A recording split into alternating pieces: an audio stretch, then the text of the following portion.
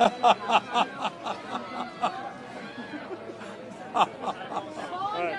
Good to go? Okay, everyone, we're going to get started. Good afternoon, everyone. It is a pleasure to be here at a picket with Starbucks workers like the ones on my right and the ones on my left. Workers who are braving the December cold and the much deeper chill of unfair labor practices in this city and across this country, and the fear that has come with that of union busting while they demand the better working conditions that they deserve. Like so many working people across this city, these are not demands of greed. These are demands for decency. These are workers who are simply being asked to be treated with the respect that they deserve. They're being asked that their labor be repaid in a manner that allows them to build a dignified life. And I joined them because I want to do everything that I can to show my solidarity, but also because I know that far too often the voices of everyday working people are not amplified with the volume that management so easily receives. So I want to share a few numbers with you here this afternoon, numbers that I hope will place this struggle into some sense of perspective. 36.2 billion. That is the amount of money that Starbucks made in revenue just last year. 95.8 million. That's the compensation package that Starbucks CEO Brian Niccol earned for 4 months of work last year. 6,666. That is how much times larger Niccol's pay was than the average Starbucks barista's salary. 400. That is how many labor law violations the NLRB has found that Starbucks has committed. 120. That's the amount of stores that are on strike, and 85, the number of cities that they are taking place in. Now, what these numbers show us are a two-pronged picture. On one side, corporate greed and self-enrichment at the cost of its own workers, and on the other, remarkable solidarity by those workers who have been exploited and mistreated time and time again. Solidarity, as much as we speak of it, we have to remember, is not an abstract concept. It is measured in picket lines, stood on in the rain and in the sleet. It is measured in rent payments that workers do not know if they will be able to meet, childcare bills they do not know whether they will be able to afford. And it is measured in strangers who have never met one another, linking arms to fight for a shared goal and a fairer future. Because how else could we describe being on a picket line with Starbucks workers, alongside workers of 32BJ, alongside workers from HTC, alongside workers from WGA, alongside workers from every single sector across this city, because we understand that no matter our trade, we are workers at the end of the day.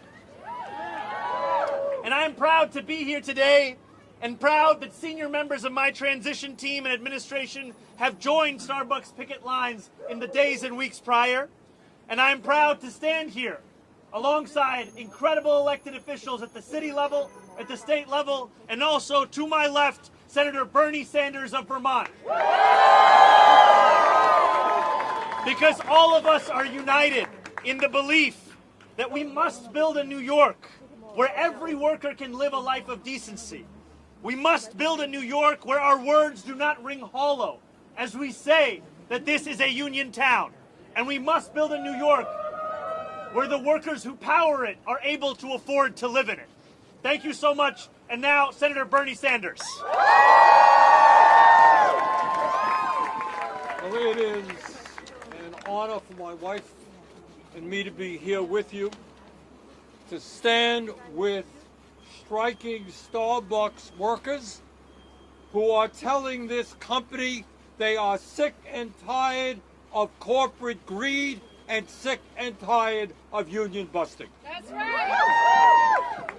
And what the mayor-elect just pointed out is that what is happening here on this picket line is happening all over this country. We are living in an economy where the people on top have never, ever had it so good.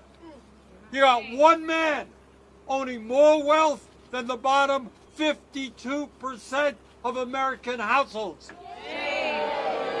And while the CEOs make unbelievable salaries, 60% of our people in Vermont, in New York City, all over this country are living paycheck to paycheck, struggling to pay the rent, struggling to pay for health care, struggling to put food on the table. And what Zohran and I are dedicated to is creating a nation and an economy which works for all of us, not just the 1%. So I just want to thank the Starbucks workers for their courage here and around this country. We are going to prevail. Thank you very much.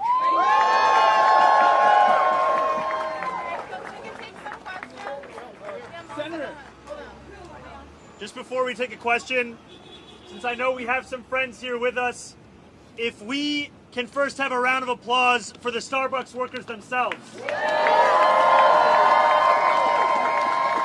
We have Kai Fritz on my left, Noor Hayat on my right, and we have so many workers who have inspired us every single day, and I just want to say thank you before we even start the Q&A portion of this.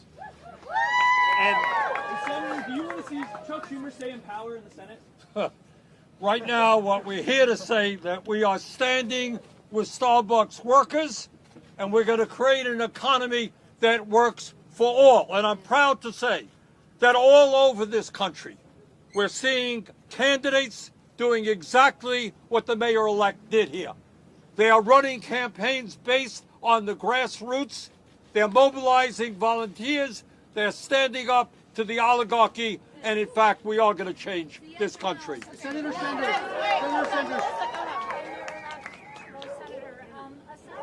Regarding the allegations of union busting, can you be more specific about what maybe can be done to resolve that? Do you have a role in that as mayor-elect, as mayor, aside from protesting and picketing alongside these workers? And separately, I'd like to get your reaction, if possible, on the proposal within the city council to raise the city council's pay.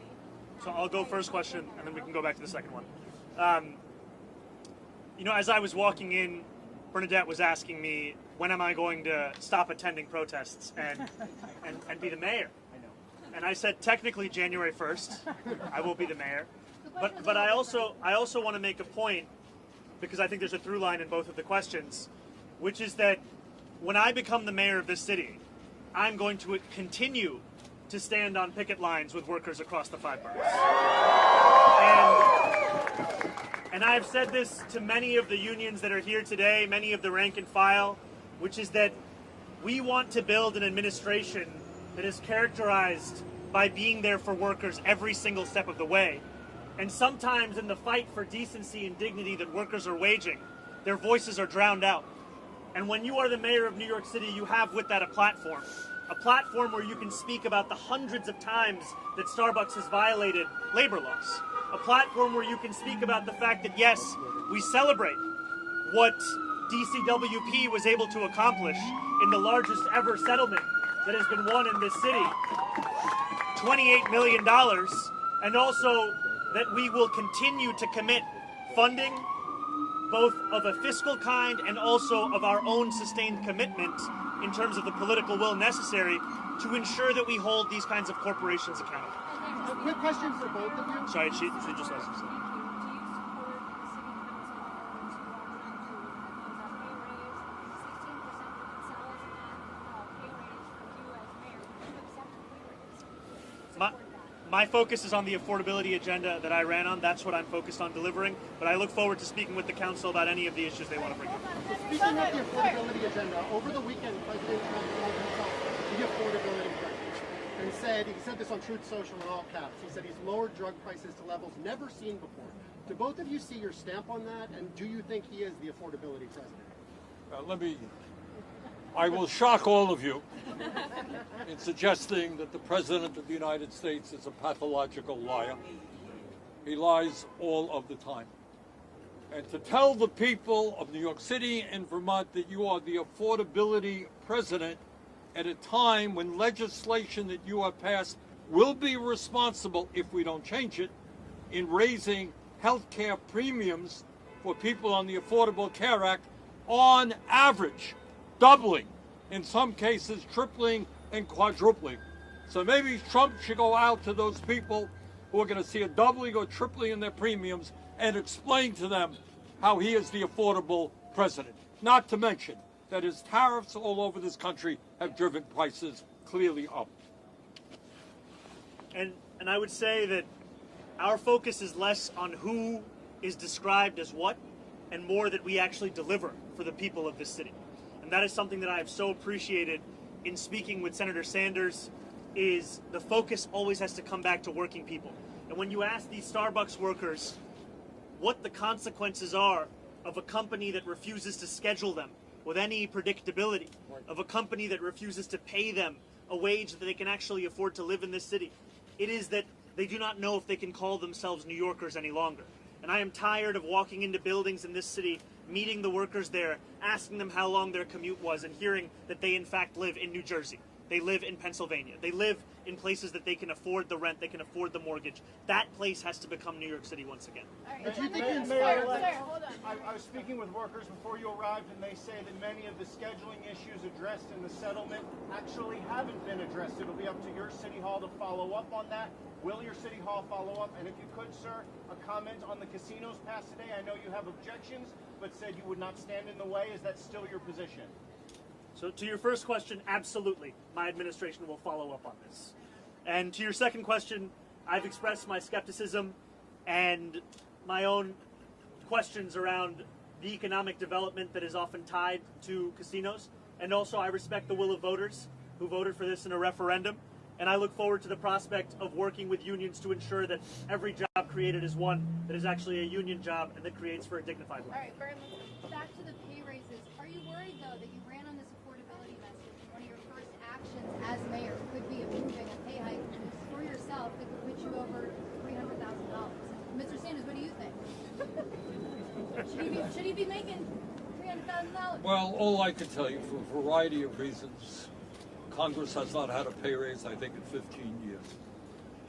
I'll let the mayor deal with this issue. People here are trying to make a living wage. Do you think that would pose a very odd optics situation for City Council and yourself to be able to? I'm not worried about the hypotheticals at this time. What I can tell you is that every single day from now until I become the mayor and then after that is going to be focused on how we can improve the working conditions for workers across the city and the conditions for every person who calls the city their home. Emma, let's come in. I wanted to see if you could respond to these allegations that Irfan Burji offered a job in your administration or a job in your transition team in exchange for donors to your super PAC. So I do not know this man. I could be very clear and direct with you that the days of pay-to-play politics are coming to an end with my administration. We are an administration that will staff up on the basis of excellence, on the basis of outcomes, not on the basis of relationships. All right, Sarah, You're going to be mayor in 1 month. I'm wondering if you could just lay out for us for your first year how you're going to prioritize what you're going to tackle. I can tell you. That's an easy question. Very easy. The core of it is going to be on affordability. The core of it is going to be on fulfilling the Central 3 campaign promises. There are many here.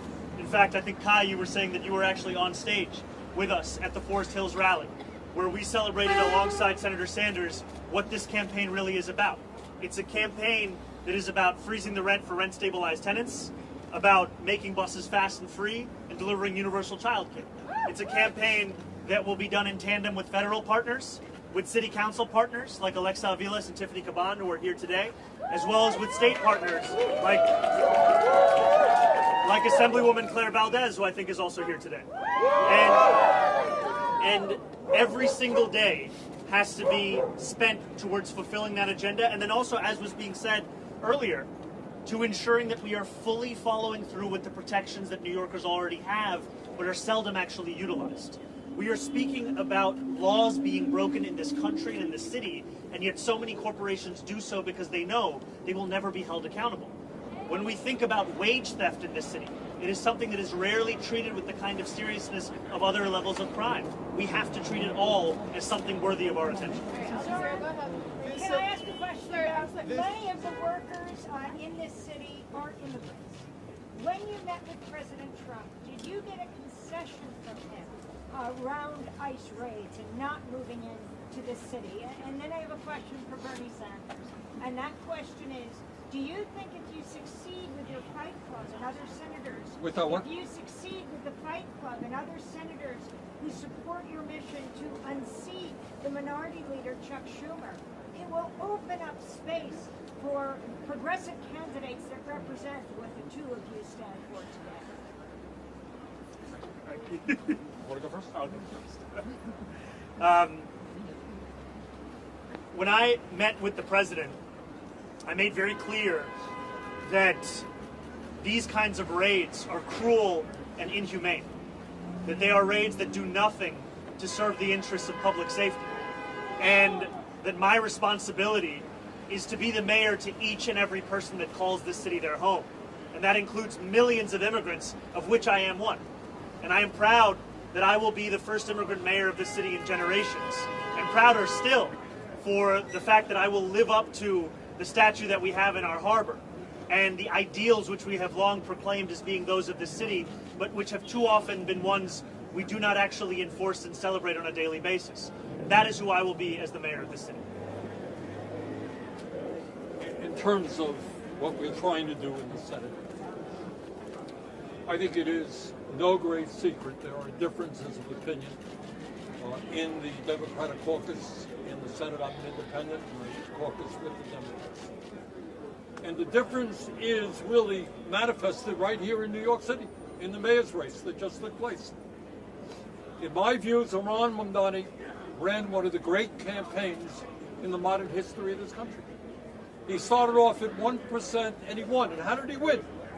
He won because he put together tens and tens of thousands of volunteers who knocked on doors.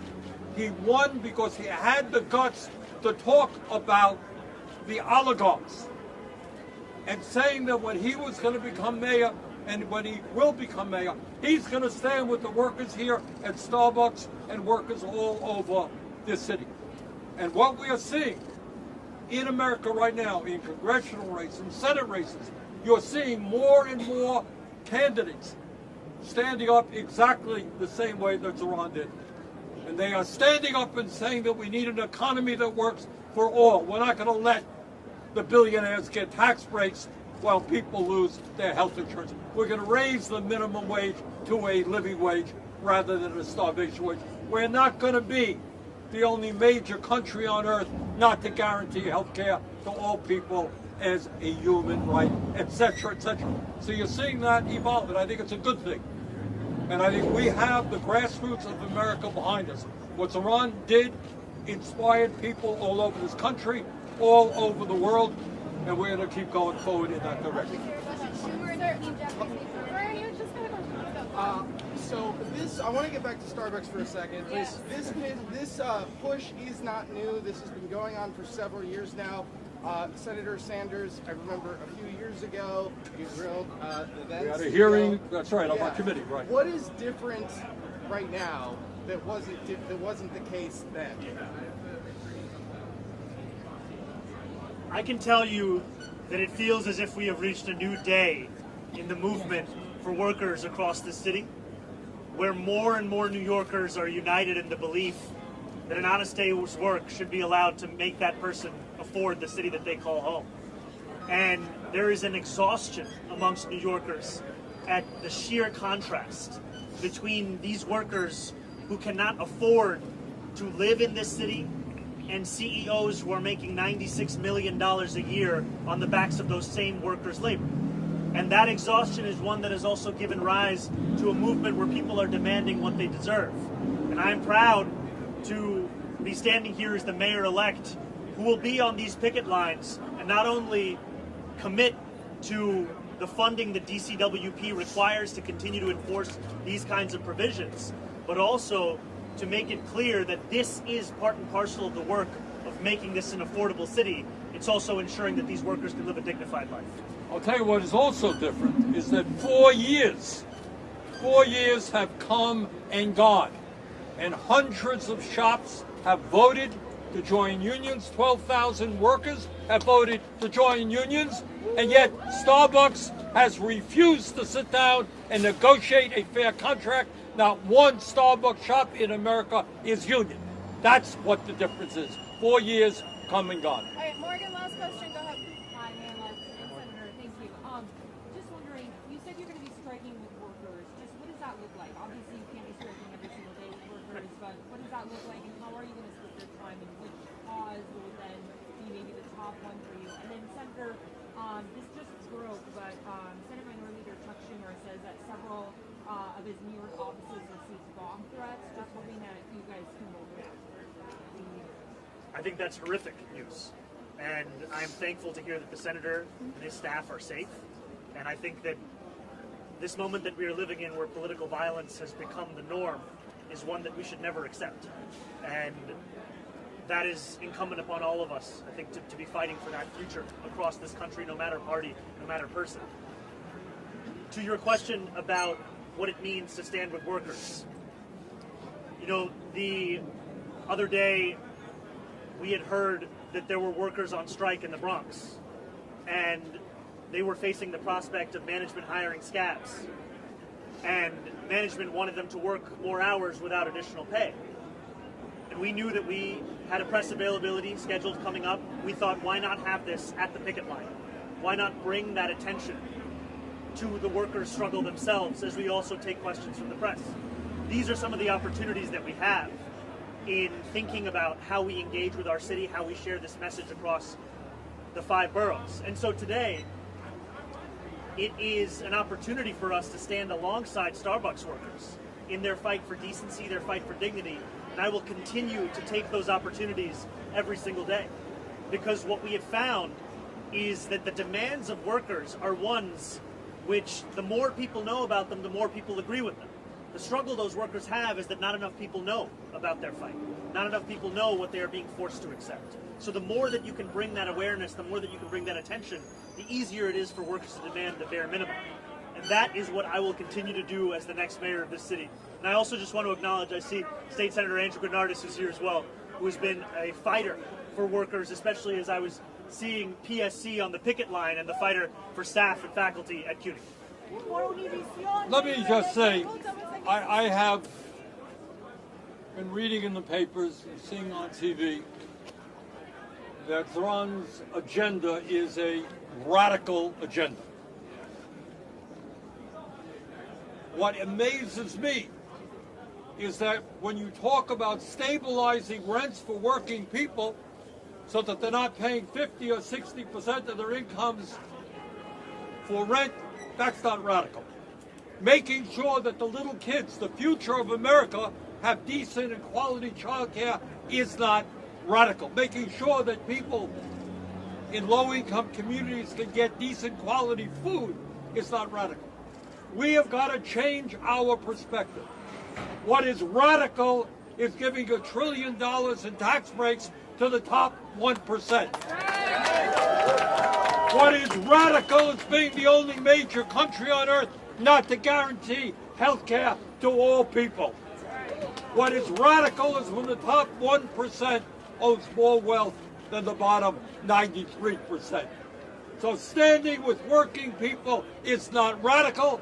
It's what the American people want, and those are the changes we've got to bring about. Thank you.